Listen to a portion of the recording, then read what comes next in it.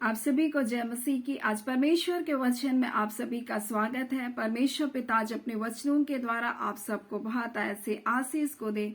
पिता परमेश्वर आज अपने वचनों के द्वारा आपसे बोले और बातचीत करे।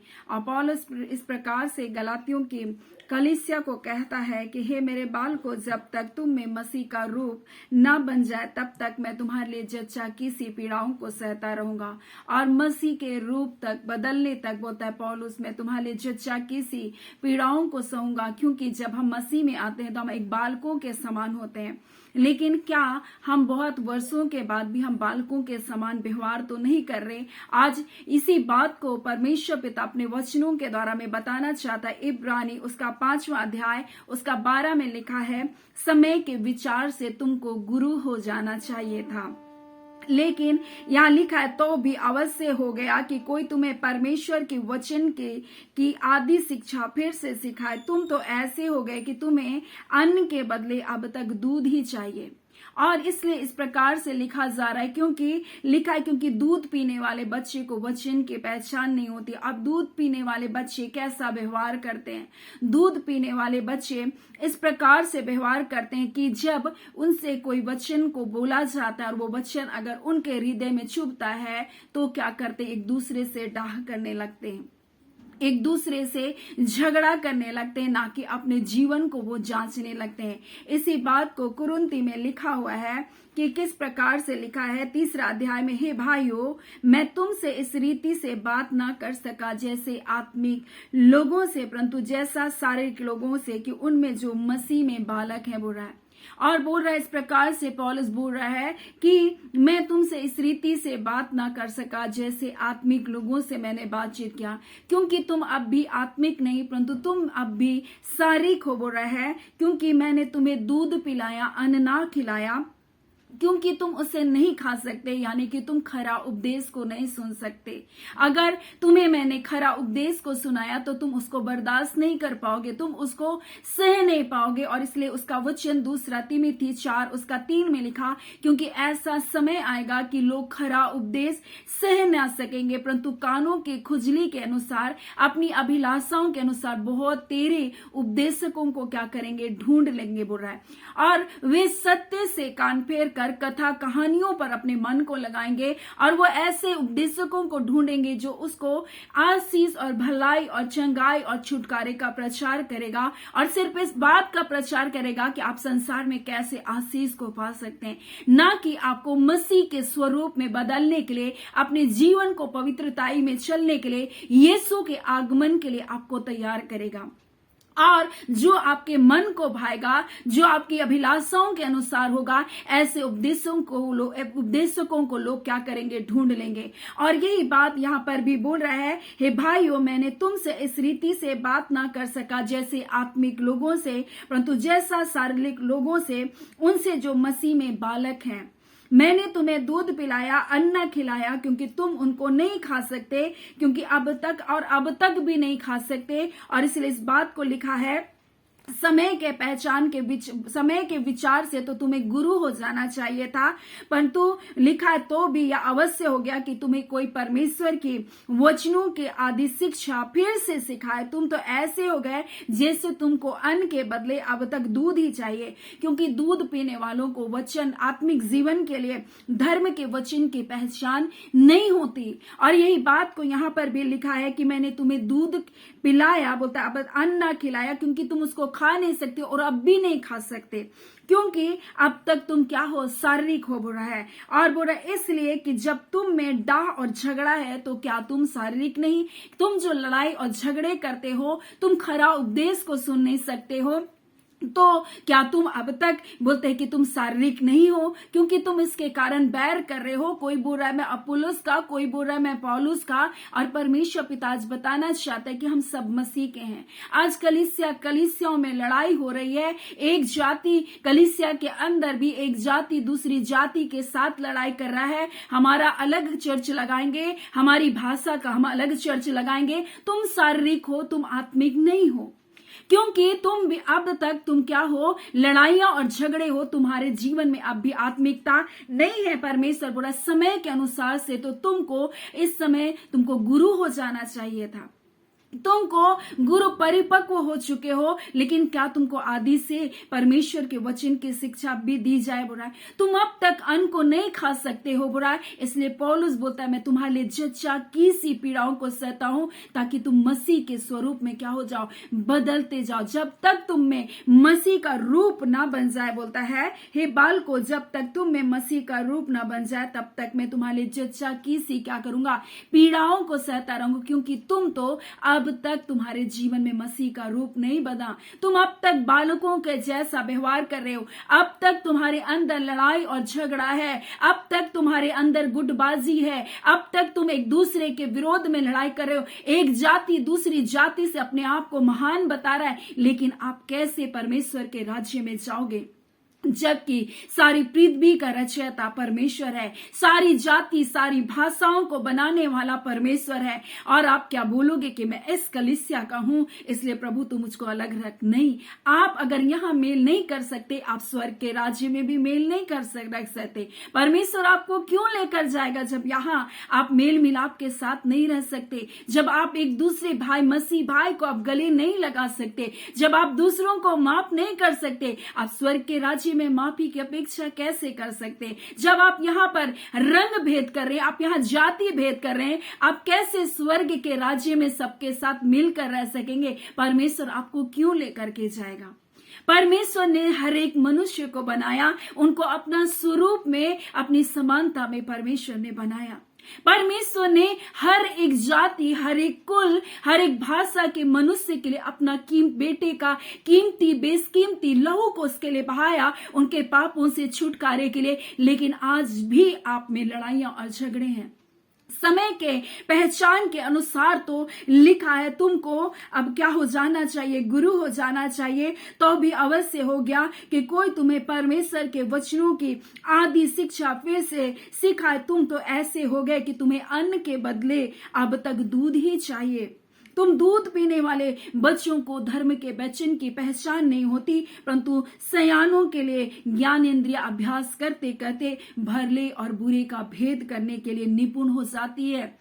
फिर आगे लिखा है 6 उसका 7 में, क्योंकि जो भूमि वर्षा के पानी को पीकर उन पर जो बार बार पड़ता है, पी पी कर जिन लोगों के लिए वह ज्योति बोई जाती है, उनके लिए काम का साग पात उपजाती है, वह परमेश्वर से आशीष पाती है। पर यदि वह झाड़ी और ऊंट कटारे उगाती है और निकम्मी और श्रापित होने पर है, और वह अंत में उसका क्या है, जलाया जाना है। यानी कि आप अपने जीवन से परमेश्वर के आत्मा का फल नहीं है आपके अंदर।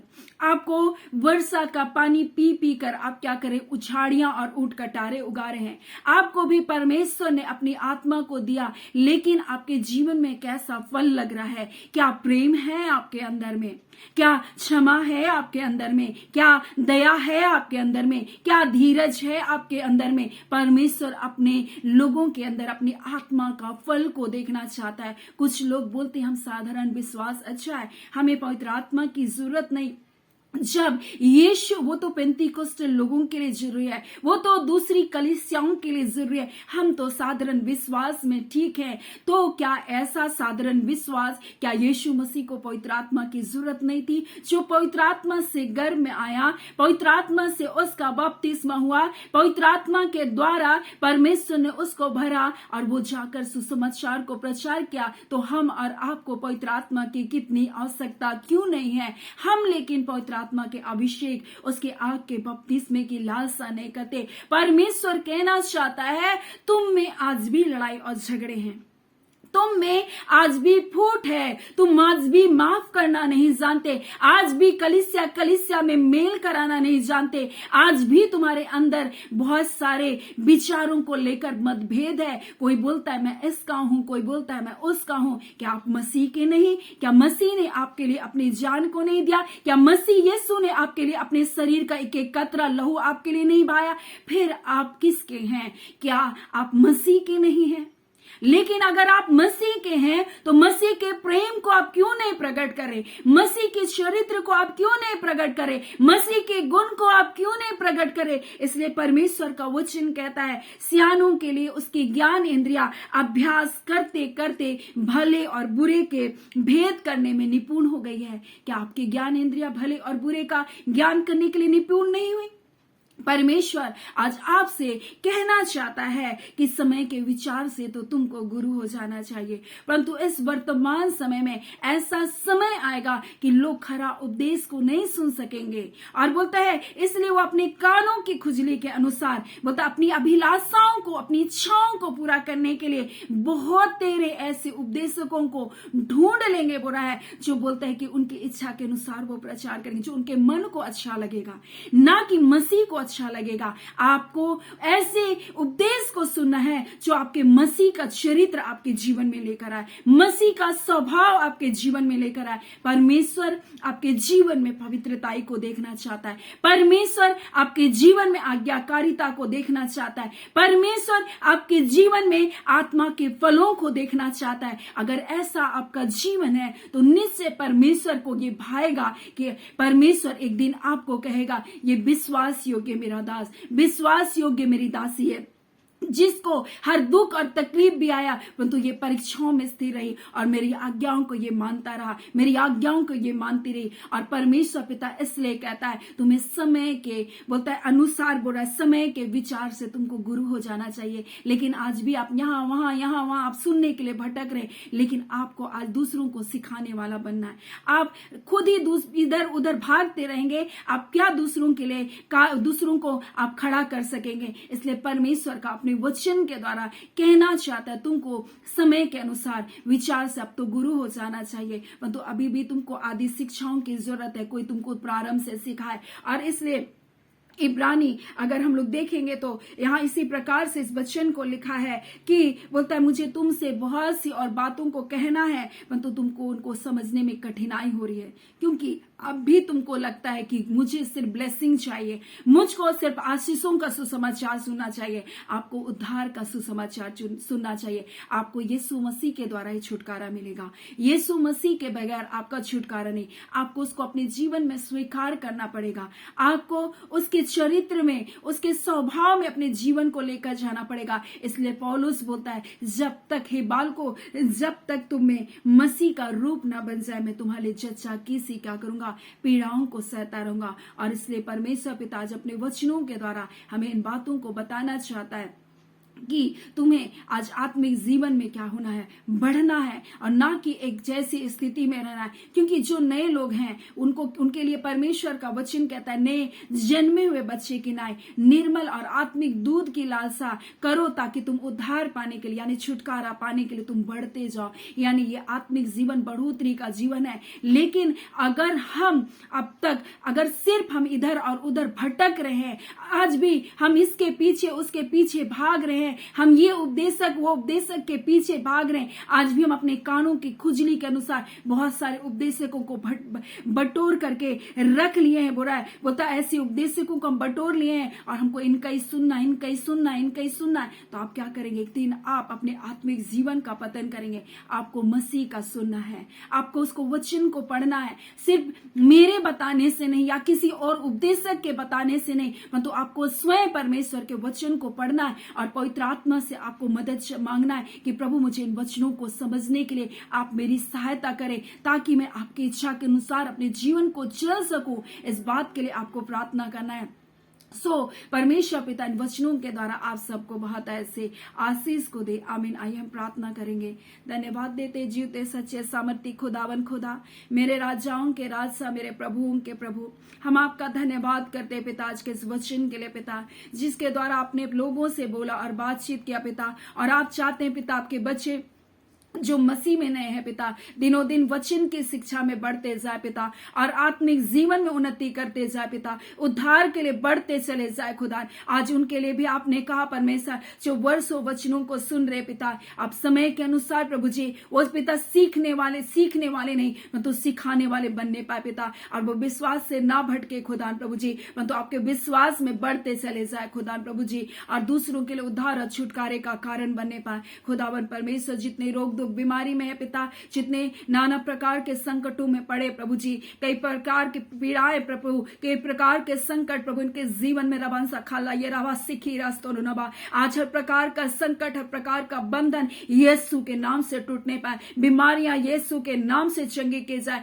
बंधन दुष्ट आत्माओं के बंधन टूटे यीशु के नाम से। है खुदावन परमेश्वर, आपके बच्चों को उत्तम जॉब इस वर्ष यीशु के नाम से मिलने पाए। आने वाले इस महीने परमेश्वर पिता बड़ी भलाइयों को, छुटकारे को अपने बच्चों के जीवन में दिखा रहे प्रभु। आप पिता जय और छुटकारे को दिखाने जा रहे, अपनी भलाइयों से अपने लोगों को तृप्त करने जा रहे, और ये 3 महीना प्रभु जी आपके लोगों के लिए गवाही का महीना है खुदा। इन बल पिता जो 2023 में जिन भलाइयों को प्रभु इन महीनों तक नहीं देखे, ये 3 महीने प्रभु आपके बच्चों के जीवन में गवाहियां आ रही है प्रभु जी, ये गवाहियों के साथ लौट रहे प्रभु जी। हम आपका धन्यवाद देते हैं खुदावन जय छुटकारे को देते हैं प्रभु, अपने लोगों के सुधि रखे प्रभु जी, अपने लोगों की आप देखभाल करते हैं, अपने लोगों की आप चिंता करते हैं। आपका धन्यवाद। आप सचमुच पिता भले परमेश्वर है पिता, हमारी विनती, हमारी प्रार्थनाओं से कहीं बढ़कर उसका प्रत्युत्तर को आप दे रहे पिता। अपने लोगों के जीवन में आप छुटकारे को दे रहे, अपने लोगों के जीवन में आप चंगाइयों को दे रहे, अपने लोगों के जीवन में अपनी भलाइयों से आप तृप्त कर रहे प्रभु जी। आपका धन्यवाद देते। हाँ खुदावन परमेश्वर, जो बेघर है प्रभु जी